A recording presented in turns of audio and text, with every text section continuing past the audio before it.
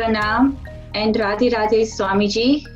Namaste and Radhe Radhe. Welcome to all the viewers from my side as well. It's my honor and privilege to connect with all of you in this panel discussion. We have two more panelists joining us on this online webinar today. Madan Tirukonda from Plano, Texas, and Swapna Punyakoteswaran joining us from Glen Burnie, Maryland. Thanks to all those who have joined this online webinar today. So Swamiji, first question of this topic. In coronavirus today, the entire world and humankind is facing a colossal calamity that has spread to 196 countries, infecting 400,000 people with 17,000 fatalities. What is our duty at a time like this? This is definitely an immense calamity that has befallen humankind during our generation. However, this is not the first time that pandemics have swept the globe. There have been even bigger pandemics in the past. However, the human spirit is so strong that we have survived these and in fact come out the better from facing them. The first duty is we need to be united. The bravado of some youth that coronavirus will do nothing to us will not do, because the youth have the greatest possibility of being asymptomatic carriers of this disease. An asymptomatic carrier is one who doesn't display the symptoms for himself or herself but has the virus within. So if we become the cause of infecting others, it's ultimately going to affect the entire world and come back to us. I am reminded of the story of the corn farmer. He had such wonderful corn growing in his field that he would, for many years in succession, win the national corn growing competition. When journalists came to interview him, they were surprised to hear that he used to share his prized corn seed with the neighboring farmers. How can you do that? They asked. These are the corn seeds with the help of which you win the national competition. He said, it is the pollen from the neighboring fields that flies over and comes to pollinate my corn as well. If the neighbors have got less than superior corn, it's going to affect the cultivation on my field. Therefore, it is in my interest to ensure that they grow the best corn. In the same way, as citizens of this one planet Earth, we have our global duty to fight this calamity united. The second duty and responsibility is as citizens of a nation, and the governments of each nation are trying their best to handle this calamity. It is our national duty to fulfill the regulations and follow the rules that are laid down by our respective governments. This is not the time for unnecessary criticism of government policies. This is a warlike situation where we must all realize the importance of adhering to the national regulations. At the same time, there are those amongst us who are undertaking great risks to keep up the essential services. This includes the medics, those who handle things like electric power, water, essential commodities, etc. We must realize that they are taking great risks. They are the heroes of today. So we support them, we express our heartfelt appreciation to the risks that they are taking. So this is our duty as citizens of nations. And then the third is our duty as individuals to ourselves. And that is to be strong. Tough times do not last, but tough people do. I heard the story of the celestial sage Narad. One village had been affected by the epidemic of cholera. So when cholera swept through this village, Narad happened to come by, and cholera personified was emerging from the village. Narad met cholera personified and said, "How many people did you kill here?" Cholera said, "I killed 35 people." Narad said, "But according to the news, 119 have died." Cholera said, "I was responsible for 35 deaths. The others died due to panic." So remember, when we are facing a calamity, one of the biggest virtues is strength. Thank you so much, Swamiji. I wanted to get a few tips. What are some of the best practices and precautions that we can take for ourselves and our family members? Yes, Madan, the medical community and the governments of countries are doing a great job in informing us of the do's and don'ts that are required to protect ourselves.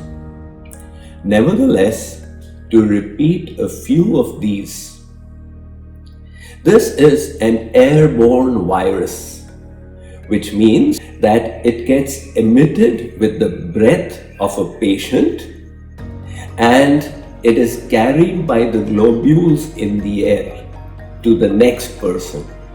And that is why social distancing is very important. The second, if these viruses fall on other material, the virus remains there alive for a certain period of time. That is why we are given the instruction of washing our hands regularly, definitely before eating, but often through the day for at least 20 seconds. Apart from that, let's all try and build up our bodily immunity. We are all aware of various ways to enhance our immunity. So the first tip is to regularly take citrus fruits. From my own experience, I have discovered that citrus fruits, the intake of vitamin C definitely enhances our bodily immunity. So Indians are well aware of the amla as well. The amla has the vitamin C of at least 10 oranges. An amla a day would do tremendous help in building your immunity. Apart from that, we must also take our daily dose of antioxidants. They are also extremely beneficial in keeping our bodily immunity up. Amla is also very rich in antioxidants, and so are the dark colored fruits. In particular, in the North American subcontinent, blueberry is a rich source of antioxidants. The traditional ginger and turmeric are also extremely beneficial in building up and maintaining our bodily immunity. Apart from that, we have all come in touch with the benefits of pranayama. So pranayama is a natural way of filling up your body, of receiving the antioxidants from the air itself. Besides that, let us ensure that we keep stress out from our minds. When the mind is stressed, the bodily immunity reduces, thereby making us more vulnerable. So in a situation like this, let us ensure that we remain relaxed. In order to do that, do continue with your spiritual practice, with your devotion, and even special techniques such as subtle body relaxation. Nevertheless, to remind you once again that these tips are only for enhancing bodily immunity, and there is no medical research as yet that in any way these could be a counter for coronavirus. Thank you, Swamiji. I would now like to address a different side of facing the coronavirus, the mental toll this pandemic is taking on all of us. And you, being the authority on mind management, I'm sure all our viewers will be keenly looking to hear from you on the next question. At a time when we are forced to work from home and stay away from social gatherings, celebrations, and festivals, how do we keep ourselves in a positive frame of mind? How do we ensure that we don't run into depression? Yes, this is definitely a tremendous adversity that we are all finding ourselves in. So at a time when we are facing a situation that could be more repercussive than the two world wars, it is natural that we are all at our wits' end how to handle this situation. Adversity challenges us, and when we exert our physical, mental, intellectual, spiritual abilities to handle and face the challenge that is in front of us, we find that we grow from within. Let us look at the positive side of this situation and let us see how we can grow from facing this. All our life, we have prioritized doing. I need to do this. I need to accomplish this. In other words, we have spent years and years, the best part of our life, in doing. But if we think back and introspect, how much did we prioritize being? In other words, to what extent did we in our lives focus on trying to be better people? The fact is, what will matter at the end of our life, what will give us the maximum satisfaction, is how good we were able to become as human beings. So this adversity, which has forced us to stop our running around on the outside, has provided us with a window of opportunity to turn deep within ourselves, to look at our priorities and to focus on the most important task on life, which is growing from within. History informs us pandemics swept the world. There was the Asian flu in 1957 that started from Eastern Asia and then spread through the world. There was the Spanish flu in 1918 that swept the entire globe. There was the bubonic plague in 1855 that even reached Bengal in India from elsewhere. There was the Great Plague of London in 1655. There was the plague called Black Death in 1350 AD. These were huge pandemics, but ultimately they were all put behind. In other words, we survived all of them. So we are going to live through this. And this little time when we have changed our lifestyles and our works, many of us are working from home. Let us utilize this opportunity to grow from within.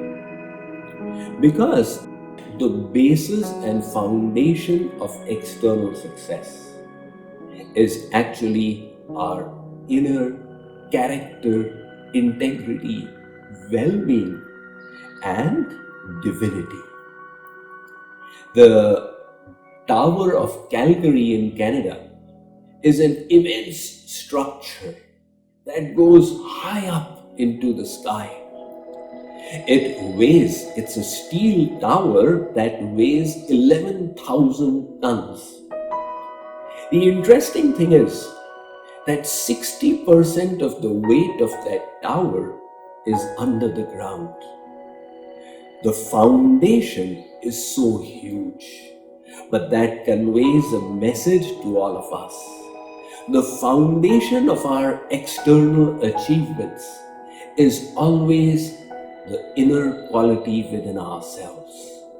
So while we kept on running on the outside all our lives, let us utilize the present time to make it our foremost priority to equip ourselves with the inner qualities that will make us proud in future, that will provide us with the potential to go forward. It's like a bow and the arrow. You pull the arrow back as far as you can, so that finally when it is released, it shoots forth to the maximum extent. This is the time to pull your bows back, to build your inner potential, to focus on manifesting the divinity within yourself, so that finally when this pandemic is over, we can achieve even more on the outside. We can do even more good to the others, and we can serve God and humankind in an even more significant and remarkable manner. So that is the way to take advantage of the opportunity that this situation of adversity is presenting to us. Thank you, Swamiji. On the other extreme, we have some devotees who are on the view that since they engage in devotion and chant the names of God, nothing will happen to them. Is this the kind of faith in the protection of God devotional, or is it foolhardiness?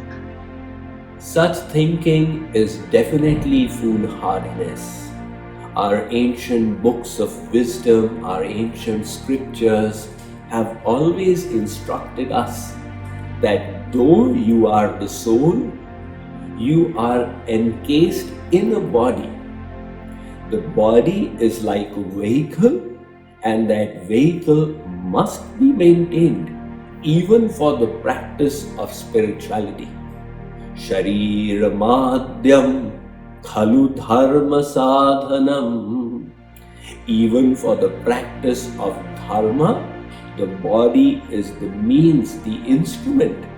And that is why if a spiritualist says, I am the soul, I do not need to bother about the body, that is faulty thinking. In the Bhagavad Gita, Lord Krishna has emphasized this. Yuktahara viharasya yukta cheshtasya karmasu yukta swapnava bodhasya yogo bhavati dukkhaha. He says, O Arjun, if you give up eating or if you eat too much, you cannot attain success in yoga. If you sleep too much or if you sleep too little, again you will not be successful in yoga. If you work too hard or become too lazy, you will not be able to reach the ultimate goal. So the principles by which this body functions must be maintained. The body is material. It adheres to the rules of material nature. God has given us this material body. It is our responsibility to understand how the body functions and to take care of it. So to take care of the material body, we need to take the help of material science. If any spiritualist says material science is unnecessary, spirituality by itself is enough, that thinking is defective.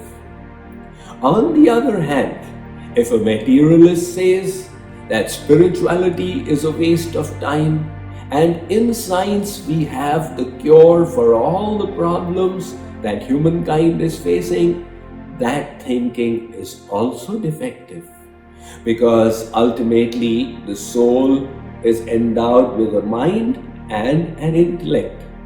And this mind and intellect, how do we harness them? How do we manage and control them and utilize them to manifest the divinity of the soul within? That will require the help of spiritual science. So we are not to contradict spirituality and materialism. The goal is to harmonize both of these, to utilize both of these for reaching our supreme goal. To take care of the body, we need take recourse of material science, and to take care of the mind and intellect, we need to take the help of spiritual science. So let us absolutely not subscribe to this philosophy that, oh, since we are practicing spirituality, what will the COVID virus do to us? Tanu benu bhajana veda nahi varna. All the scriptures have said, do take care of this corporeal frame that you have. In fact, devotees should be even more careful, because they should look on their body as a gift of God, and it is their service to the Supreme to take proper and responsible care of it. Thank you, Swamiji.